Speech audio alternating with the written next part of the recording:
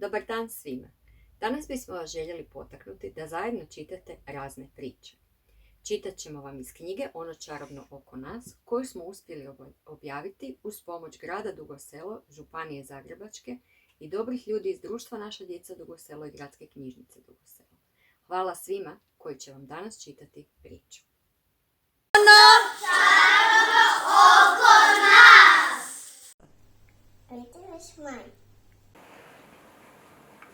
Vjetar je ludovao brijegom toga jutra. Marta je bijesno otpuhivala svoje preduge šiške. Da, znam, mama bi ih skratila, ali ja ne dam. Pa nisam više klinka da se šišam kad mama kaže. Imam 13 godina. Baš je danas vjetar odlučio divljat kad sam zakasnila na školski autobus. Razgovarala je Marta sama sa sobom, prolazeći u staru crkvu na Martin breg. Bar ju tenesice nisu žuljale, nasljeđene od sestre, pa su dovoljno velike. Rado bi Marta nosila neke nove, ali nije ona te sreće. Nekakav čudni jauk začuje se iz smjera ruševne crkve. Bravo Marta, sad će još ispasti da je tata imao pravo i da ćeš od interneta poludjeti. Promrmlja Marta sebi u bradu, svjesna da je sinoć do kasno surfala internetom i nije se dobro naspavala. Kad se zvuk ponovio, pogled je nehotice skrene ulijevo prema crkvenim zidinama. Nije baš vjerovala svojim očima, ali naježila je se koža od jedva nevidljivog prizora, ničega još neodređenoga, treperavog i bezbojnog. Ukoči se, prestane hodati i otvori usta. Onda ih zatvori, pa ih opet otvori. Prigušeni se zvuk jauka ponovi. Marta protrlja oči i reče sama sebi. Daj, dosta, ovo nije normalno. Ok, nemaš mnogo prijatelja u razredu, rugaju ti se zbog toga što nemaš love. Ne osjećaš se baš posebno, ali ne mora ti se zbog toga pričinjavati. Jauk prekine njezin unutarnji monolog, a treperavi prizor poprimi oblik. Zmaj! Zmaj! Marta kriknu, pa pokuša pobjeći, ali panika joj saplete noge, a pogled zaslijepi jutarnje sunce. Pridižući se i skupljajući svoje stvari, Marta shvati da se najednom našla u sjeni nečeg ogromnog, crkve i zmaja. Znatiželja pobjedi paniku i Marta podigne pogled. Između staroga tornja i ruševne crkve zasjala su dva zlatno-žuta oka i potpuno je opčinila. Poluvidljivo tijelo, prekriveno zeleno-zlatnim ljuskama, virilo je gornjim dijelom tijela iz jame koju su restauratori proširili. Pred Martom ocrtavala se ogromna glava, biseri zubi, jaki vrat, velike prednje noge sa savijenim kandžama. Ostatak tijela prekriven svjetlucovim ljuskama bio je još u jami. Na tren Marta je zatvorila oči misleći da još sanja, ali kad ih je otvorila, zmaj nije nestao. Već se znatiželjno oslonio na prednje noge kao čovjek kad se nalakti, a njegove su je zlatne oči netremice promatrale poput kamera. Ja tebe vidim, valjda, ako nisam luda, kao što školske frajerice tvrde. U nevjerici promrmlja Marta. Kako, molim? Nakašlja se zmaj u šoku. Vidiš me? Ali ti si ljudsko biće, a vi nas čarobne baš i ne vidite. Vaše su sposobnosti slabe i niste baš osjećajno prepametni. Ma nemoj! Marta prkosno otpuhne šiške prema zmaju. Pa da, zašto me i zmaj ne bi zvao glupo? Ništa novog. Promrsi tiho sebi u bradu. Oprostite, gospođice, zmaj promijeni ton i uljutno se nakloni, zaljuljavši se malo pri pokušaju da ustane.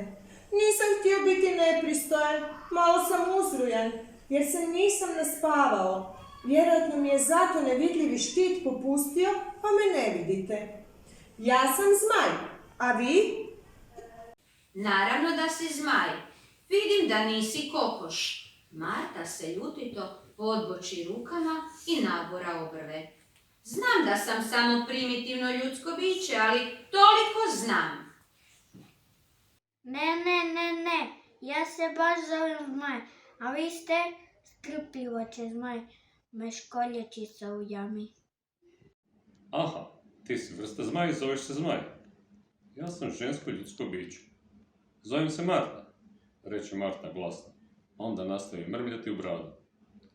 Ja još uvijek na cesti razgovaram sa Zmajom. Pa dobro, ništa loše. Dobro si ti, Marta, šapni samoj sebi. Nije to kao da razgovaraš sa strancem. To je Zmaj. Zove se Zmaj. Nije stranac. Zaboravivši na autobus i školu, Marta je zbunjeno koračala naprijed natrag. Povremeno bi zastala da duboko udahne, a zrakom se širio neobično svjež miris šume. Možda si u stvari još u krevetu i sanjaš, pomisli Marta pokušavajući samu sebe utješiti. Odjednom osjeti kao da ju neka struja vuče prema crkvi, kao da je netko isisao zrak oko nje, a onda ju poljulja snažan nalet bočnoga vjetra iz smjera gdje je sjedio Zmaj. Sluzave zelenkaste kapljice prekriju lice i tijelo. Fuj, što je to? Ako me želiš probuditi, ima i drugi načina. Uvrijeđeno će Marta brišući se svojim šalom. Oprostite na kihanju, teško se kontroliram dok me ovo boli. Tada Marta primijeti da Zmaj sa teškoćom pokušava ostati, a tijelo ga zanosi na lijevu stranu. Kad se pokušava osloniti na obje noge, opet jauknu. Marta šalom obriše kosu. S gađanjem pomirisa šal i baci ga u jarak uz cestu. Ako je i san, odlučan. Idemo u akciju, pomisli Marta. Krene odvažno prema Zmaju. Uzbilji se i obrati mu se odlučnim glasom. Što te muči, Zmaju? Zaspao sam u ovoj jami, pa mi se noga ukočila. Kad sam je pokušao pomaknuti, jako me zaboljela, ali nema veze. Ti si premlada da bi razumjela nešto tako složeno kao što je liječenje. Marta mu se oprezno približi i obiđe njegovo tijelo. Mirisao je na šumu. Ugledavši njegova složena krila, Marta gotovo ciknu od oduševljenja. Bio je impresivan, čaroban i velik kao kuća, ali na pristojnosti je mogao malo poraditi. Zmaj je frknuo nosom, a brežuljak lagano zatreperio njegova jauka. Pomalo je samodopadno pogledao uvis i važno prekrižio prednje noge. Marta se naviknula da ju ljudi gledaju s visoka, ali Zmaj je očito samo bio previše ponosan da primi pomoć, a nije bio zloban. Ma zamisli slučajnosti. Znaš, imaš sreće jer moja prabaka bila vidarica, a mama mi je medicinska sestra. Svašta ja znam. Ozbiljno će Marta, nakosivši glavu i protrljavši bradu poput mudroga znanstvenika. Da te vidimo. Krvi nema. Ajoj, zacvili Zmaj pri spomenu krvi, pa prekrije oči prednjim šapom. Ne volim krv. Krv nitko ne voli, osim vampira, a to očito nisi. Marta ga lagano črkne po nosu, zaboravivši na oštrinu njegovih zuba. I nastavi ga pregledavati, pazeći da ne padne u jamu. Nije natečeno, stoga bih rekla da ništa nisi slomio. A da nije samo grč, veselo će Marta. Samo grč? Zar bih ovako tulio da je samo grč? Zgrozi se Zmaj uvrijeđeno, otpuhne i okrene glavu na drugu stranu. Pa nisam čuvar ove crkve zato što cvilim zbog svake sitnice. Ja sam moćni Zmaj i čuvam ovaj kraj već desetljećima. Zmaj pokuša ustati, od boli opet javne, duboknim grlenim glas, a Marta se nasmi. Ma daj, nemoj biti beba. A ne, mlada damo, ovog ću proljeća navršiti 1091. godinu. Oprostite vaše zmajasti, nakloni se podrubljivo Marta. Pa onda nisi beba, onda si samo pomalo Star, jeli, ja sam u najboljim godinama. Zmaj zato poče nogama, ali njegov se ponos utopio u novom jauku, pa krotko sjedne, pokušnjavajući glavu kao malo dijete. Znaš, moj stariji brat trenira rukomet. Kad sportaš uhvati grč, samo ispruže nogu i pokušaju ju opustiti da bol prođe. I to pomogne, zmaj nije mogao sakriti nadu u svom glasu. O da, važno će Marta. Ma ne vjerujem, promrmlja zmaj. Marta je sjela na obližnji kamen i zapjevušila. Pretvarala se da je baš briga što će on napraviti. Uskoro primijeti kako on ipak pokušava ispružiti bolnu desnu nogu. Jao, jao, jao! Proći će, samo izdrži, obrati mu se Marta strogo, ali strpljivo. Polako mu se smirivalo disanje. Marta začuje zvukove prometa s glavne ceste. Vjerojatno je neko dijete pretrčavalo ulicu. Sjeti se škole pa ustane. Zmaju, ova luda cura mora u školu, već i onako kasnim. A ako učiteljici kao ispriku navedem razgovor sa Zmajem, osigurala sam si status školske munjare zauvijek. I onako ni samoj sebi ne vjerujem. Da imam mobitel, slikala bi te, ali ne bi mi vjerovali. Šutnula je kamenčić nogom i krenula ulicom prema školi. Kasnit ću na 1. sat i to prilično. Za njom doleti Zmajev veseli uzvik. Hej Marta, ovo djeluje, bol popušta. No Marta samo odmahne rukom i nastavi hodati.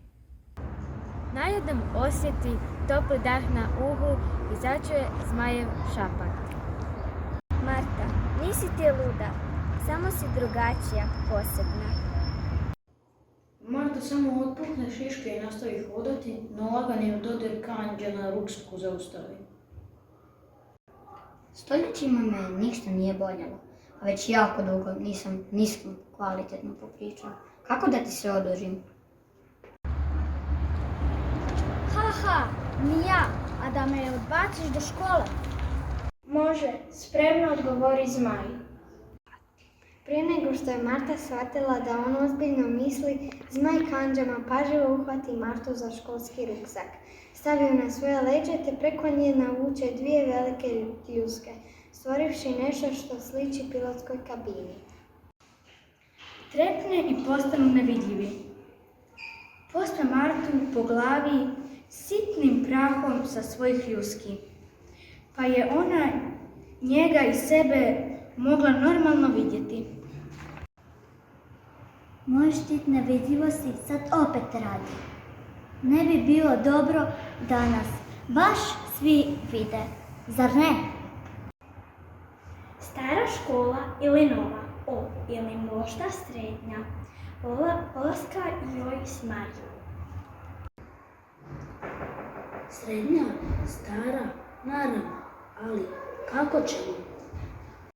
Nije još dovršila rečenicu, a osjeti potisak zraka oko sebe. Uhvati se rukama za Zmajeve ljuske i na tren zažmiri. Vjetar ju lagano okupa svojom svježinom, te joj nježno pomakne kosu s lica. Znatiželja je ipak pobjedila, pa Marta širom otvori oči da se uvjeri gdje je. Pored njih prolete ptice. Minijaturna ulica ocrtavala se ispod njih, a iznad škole bili su u trenu. Svi su već ušli, pa možemo birati gdje da sletimo. Iza škole, u vrt ili na igralište, upitaju Zmaj smirenim glasom. I iza, u vrt može, promuca Marta u nevjerici. Nitko ih nije primijetio, a već su sletjeli. Evo, gospođice Marta, službeno će Zmaj, nakosivši jedno krilo i spustivši Martu na tlo, kao ni stobove. Još jednom zahvaljujem na pomoći. Mogu li još nešto učiniti za tebe? Molio bih te da čuvaš moju tajnu.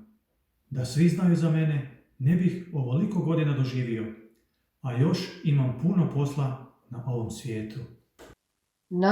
Naravno, nema problema. Hvala na prijevozu. Marta krene prema školi, pa se osvrne i mahne. Nego, jel ti uvijek tamo spavaš?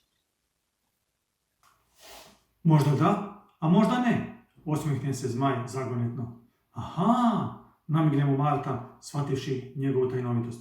Molim te, Nemoj se opet ukočiti u jami i znaš, čuvaj nas i dalje. Zmaj se osmijehne i namigne. Nježno otrese prah i s Martine kose, a onda trepne pa i dalje nevidljiv odleti među oblake.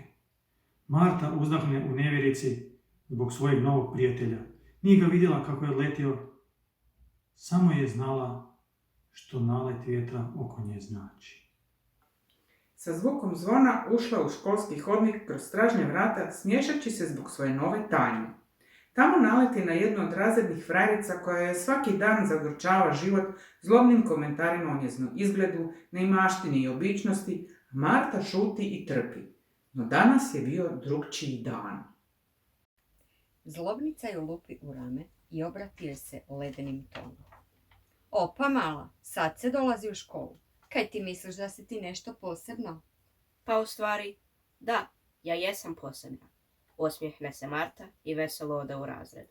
Iza Marte ostala je zbunjena frajerica koja je očekivala suze i bijeg, a ne ponos. Ni glasna zvonjava za početak sata nije ju prenula. Život je puno iznenađenja, pomisli Marta sa smješkom i protrese kosom. Na klupi, na trenutak, zasvjetluca sitni, zlatno-zeleni prah, pa nestane. Da, život je pun iznenađenja.